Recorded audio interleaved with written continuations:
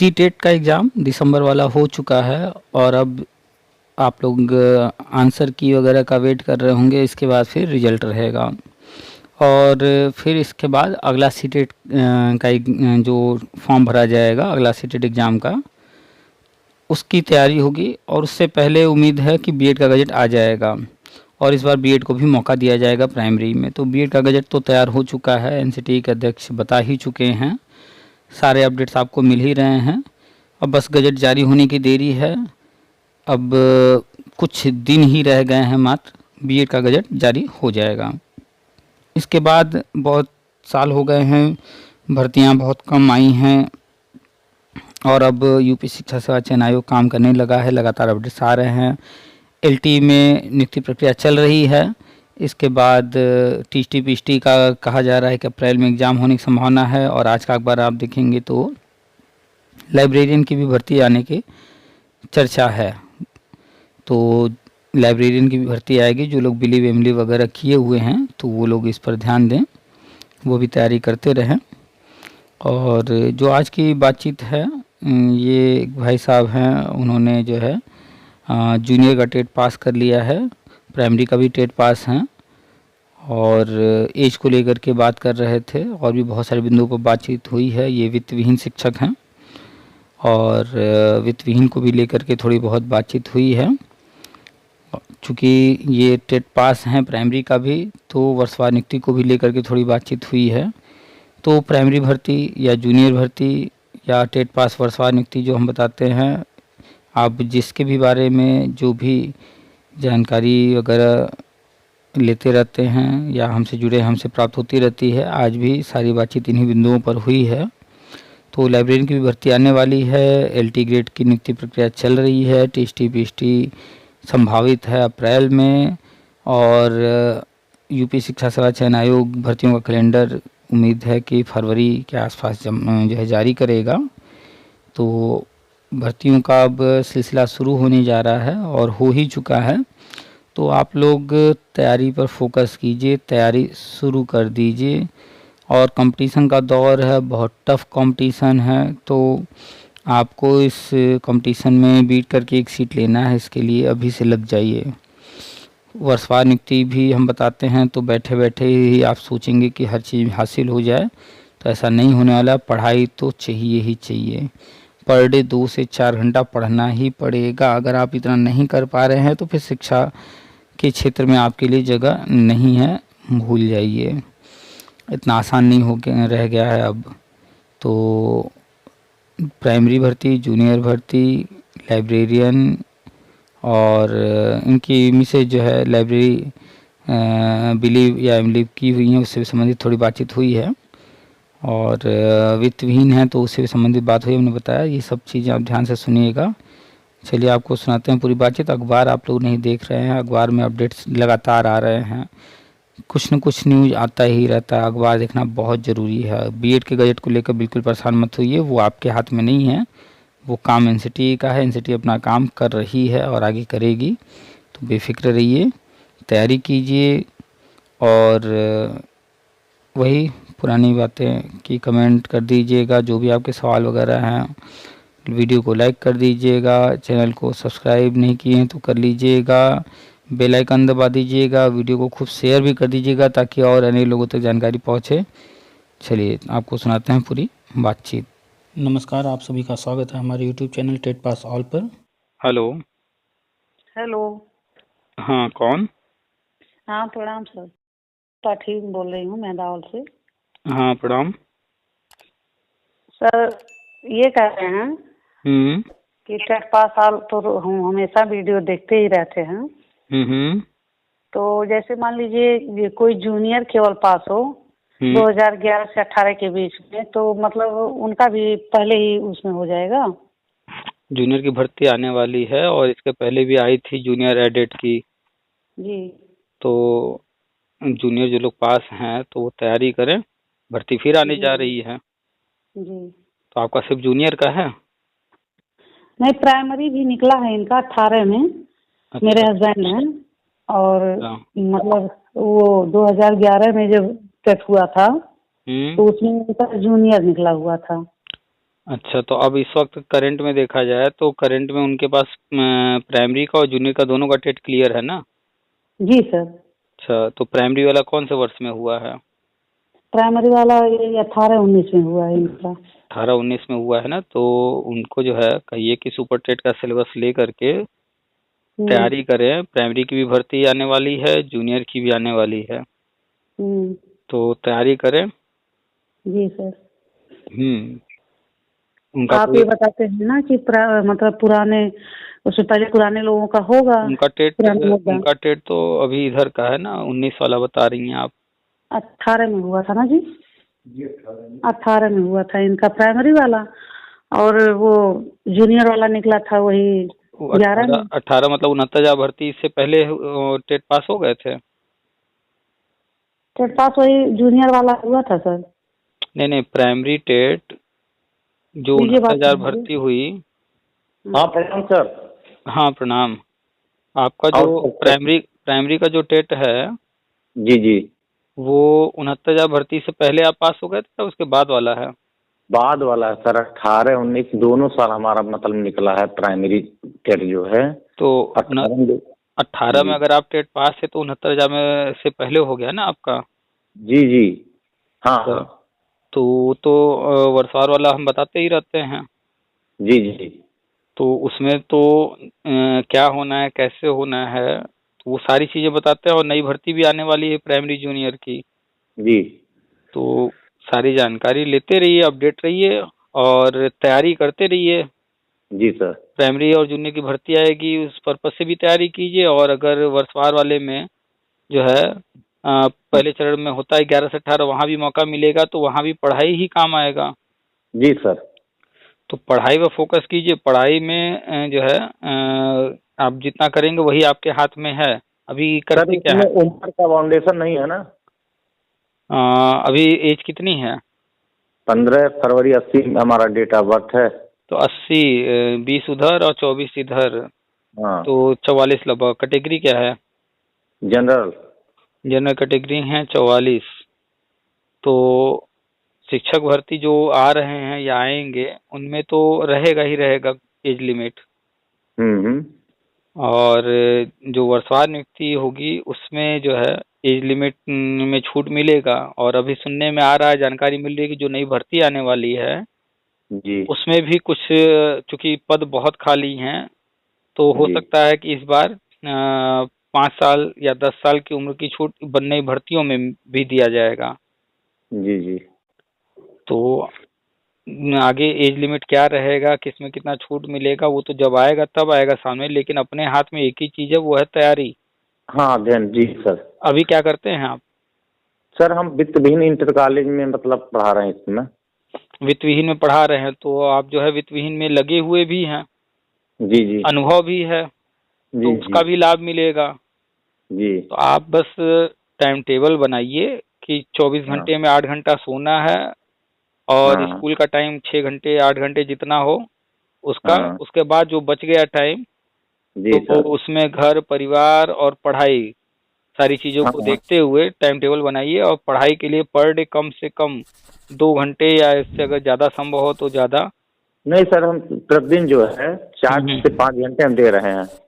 अच्छा, तो 4 से 5 घंटे घर पर ही पढ़ते हैं। हमारा जो TGT हिंदी भी है उसकी भी तैयारी चल रही है। अच्छा, और साथ में हाँ। अच्छा, सही है। तो सेल्फ स्टडी करते हैं? जी सर। चलिए बढ़िया है। तो आप जो है कर ही रहे हैं। दूसरी बात है, जब 11 में पहली मर्तबा टेट हुआ था तो प्राइमरी को हमने फोकस नहीं किया था। प्राइमरी निकला नहीं था और जूनियर वाला निकला था, उसमें 94 अंक थे हमारे। अच्छा। और साहित्यिक वर्ग है मेरा ना, साइंस था नहीं। अच्छा। हाँ साहित्यिक वर्ग से हैं। अच्छा। तो चलिए, उस वक्त का जो हुआ तो हुआ। अभी आप जो है करंट पर फोकस कीजिए जो आने जा रहा है, क्योंकि लंबे समय से भर्तियां यूपी में हुई नहीं है बेसिक में। और अभी जो है आज का अखबार देखिए, कल का देखिए, 2-4 दिन का देखें अखबार, तो शिक्षा सेवा चयन आयोग से संबंधित जो है बहुत सारे न्यूज आ रहे हैं, अपडेट्स आ रहे हैं। तो एलटी जो भर्ती हो गई थी उसमें कुछ पद खाली रह गए थे, लगभग 500 के आसपास। तो उसमें जो है सेकेंड स्टेप जो है उसमें द्वितीय काउंसलिंग करा के भर्ती प्रक्रिया शुरू की गई है। फिर से ऑनलाइन आवेदन वगैरह लिए जा रहे हैं। तो नियुक्ति प्रक्रिया ये यूपी शिक्षा सेवा चयन आयोग शुरू कर चुका। अभी पुराने मैटर हम लगातार बताते हैं, पहले पुराने वाले मैटर हल होंगे। जी जी। तो ये आयोग जब से काम करना शुरू किया है तो नियुक्तियों पर ज्यादा फोकस कर रहा है, पुराने मैटर पर ज्यादा फोकस कर रहा है। तो एलटी के जो पेंडिंग थे, सीटें खाली थी, उन पर भर्ती करने जा रहा है। आज का अखबार देख लीजिए, उसमें है। इसके बाद लगातार इधर न्यूज आए हैं कि टीएसटी पीएसटी अप्रैल में होने की संभावना है। तो बीच में तो इधर अभी कुंभ मेला है, बजट है, बोर्ड एग्जाम्स हैं। तो एलटी में सिर्फ नियुक्ति देना था, वो काम शुरू कर दिए।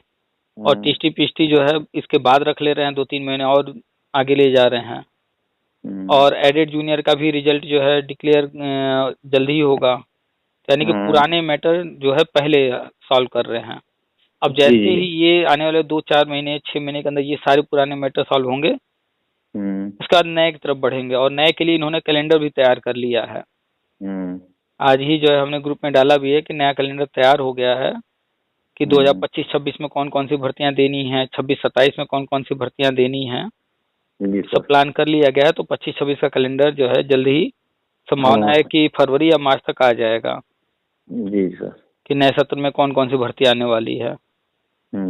तो उसमें primary, junior, TST, PST, LT, principal, सुरक्षाकर्मी, सफाई कर्मी, लाइब्रेरियन, ये सारे जो है सब पर चल रहा है। सारे आंकड़े जुटाए जा रहे हैं, सब आएंगे। मेरी मैडम जी जो है यह पुस्तकालय डिग्री के पास है जो है, तो इनको भी बेनिफिट मिल जाएगा ना? लाइब्रेरियन का कोर्स किया उन्होंने, बिलीव एमपी दोनों हो गया है। अच्छा, एमले भी हो गया है। जी जी।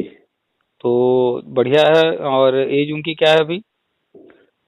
हमसे 4 साल छोटी हैं। 4? हाँ, मेरा 80, इनका 84 है। अच्छा, तो लगभग वो भी जो है बॉर्डर पर ही है, 40। तो 40 के आसपास हैं। तो लाइब्रेरियन की भर्ती तो आएगी। एज उसमें क्या रहेगा, कैसे, वो अभी आने पर तब पता चलेगा। तो खैर जहाँ कहीं भी अब तक लाइब्रेरियन की भर्ती आई है उसको देख करके उसमें जो एग्जाम हुए हैं क्या उसमें पूछा गया है, सिलेबस क्या है, उसको देख करके अपनी तैयारी वारी करती रहें। आगे अगर मौका मिलता है तो तैयारी पहले से करती रहेंगे तो लाभ मिलेगा। लाइब्रेरियन की भर्ती आएगी। और पढ़ाई कभी बेकार नहीं जाता है। तैयारी की रहेंगे, अगर नहीं भी कोई भर्ती मिलेगा तो कोई बात नहीं, पढ़ाई बेकार तो जाएगा नहीं। नहीं सर। तो पढ़ाई जारी रखें वो भी। और सब ठीक ठाक है? सब बढ़िया। थोड़ा ठंडी बढ़ गई है सर। हाँ, ठंड काफी बढ़ गई है, तो ठंड का मजा लीजिए। अभी छुट्टियां हो जाएंगी स्कूल की। सर तो थोड़ी जिम्मेदारी हमको फरवरी में, जैसे वित्तविहीन विद्यालय जो प्रबंधक है हमको जो है परीक्षा इंचार्ज बना देता है। अच्छा। तो 1 महीना डिस्टर्ब रहना पड़ता है। अच्छा। क्योंकि जिम्मेदारी सर पे आ जाती है। सुबह 8-7 बजे पहुंचिए विद्यालय, शाम को 8 बजे तक पहुंचना है घर। अच्छा, तो वित्तविहीन जो शिक्षक हैं ये लगभग कितने होंगे संख्या में पूरे प्रदेश में? अरे लाखों की संख्या में है सर। लाखों की संख्या में है ना? हाँ। और आप लोग को वेतन कैसे मिलता है?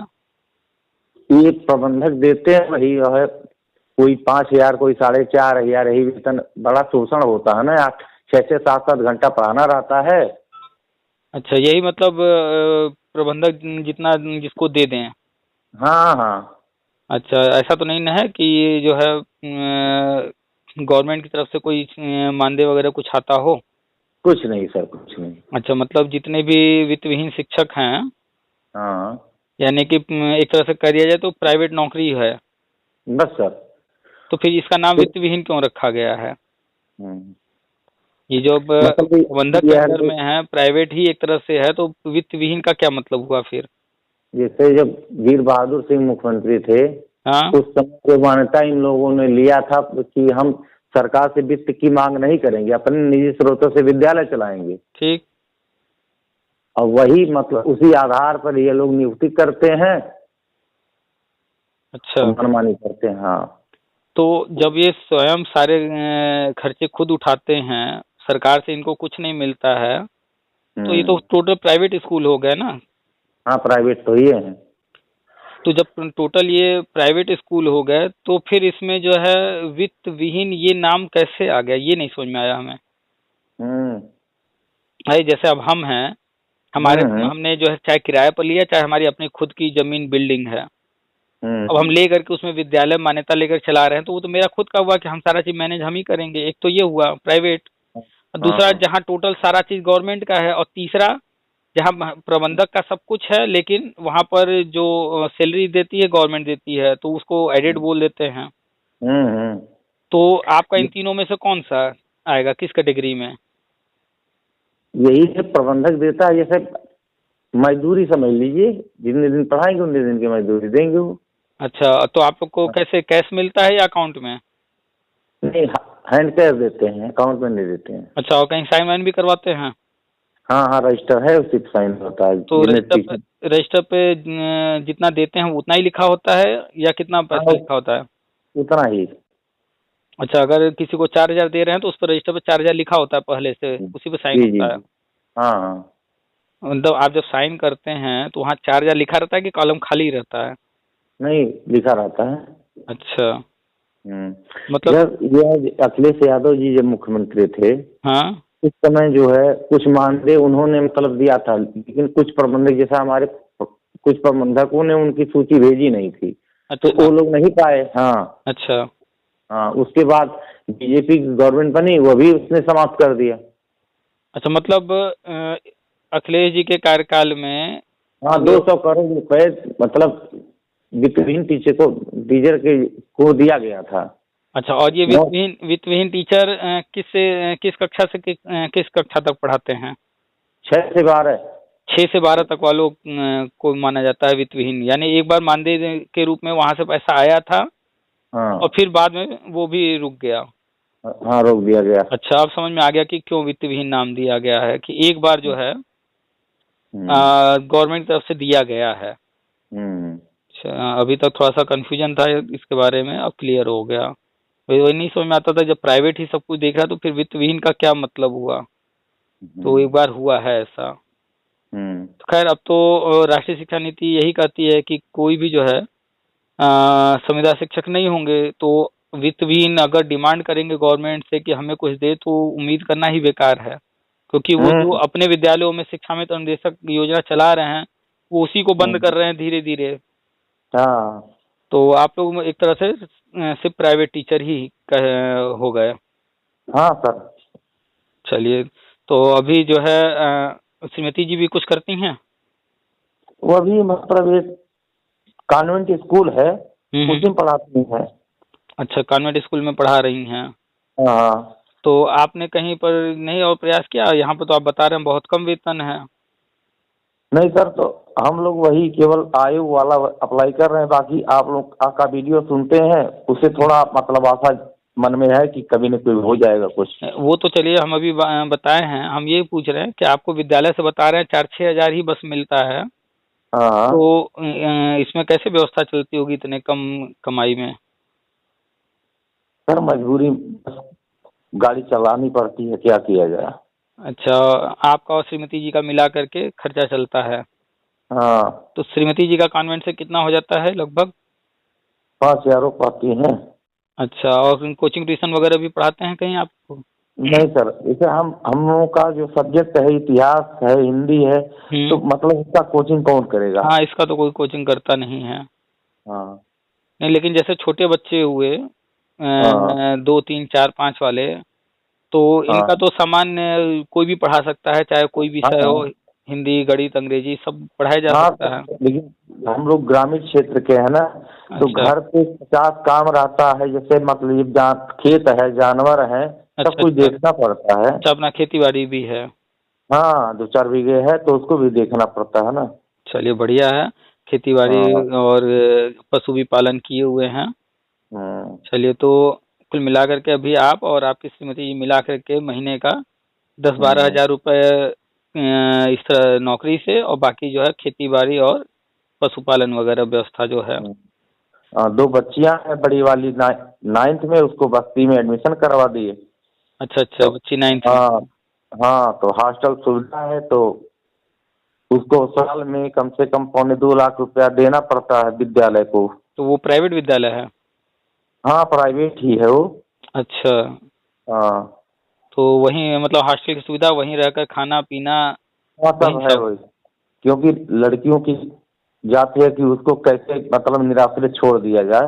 हॉस्टल रहेगा तो निश्चिंत रहेंगे। अपने विद्यालय कैंपस में हॉस्टल है, और वहाँ अध्यापक भी रहते हैं, तो उनके संरक्षण में रहती हैं, कोई दिक्कत नहीं रहती। अच्छा अच्छा, तो मतलब वहाँ पर खाना पीना रहना पढ़ना सब वहीं है। और साल का खर्चा कितना बताया है?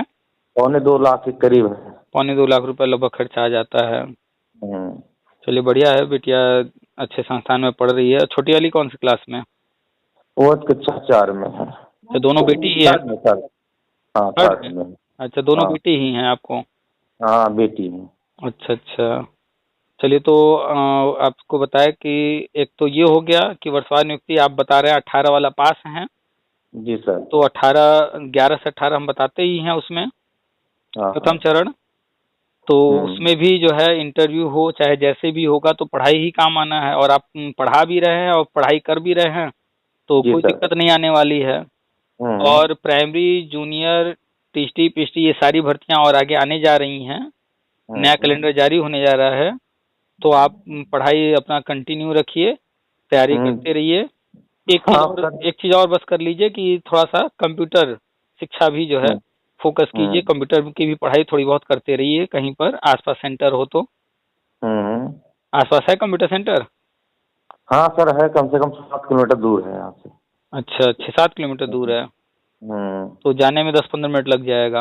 हाँ, तो 10-15 मिनट जाना, 1 घंटा अगर वहाँ पर सीखेंगे तो 10-15 मिनट आना, लगभग टोटल मान लिया 1.5 से 2 घंटा लग जाएगा।